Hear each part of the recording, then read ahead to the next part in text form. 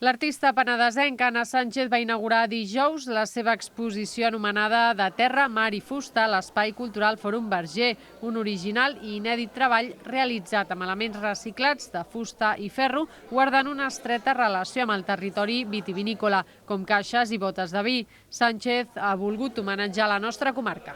Tot està fet amb les botes, que jo li dic les costelles, de les botes de vi, els cèrcols, i està tot relacionat. He volgut plasmar molt petitet, perquè són obres molt petitones, doncs tots els pobles que per mi han significat alguna cosa. Al cap i a la fi tenim Vilafranca, tenim Vilobí, tenim Moja, tenim Barcelona, tinc el poble de la meva mare, que és on he passat jo tot l'estiu, tenim peces com Montserrat i diverses coses que per mi tenen significat.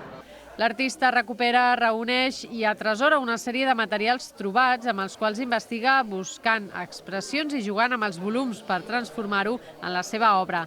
L'exposició estarà oberta fins al 23 d'abril en horari habitual de l'Espai Cultural Fòrum Verger.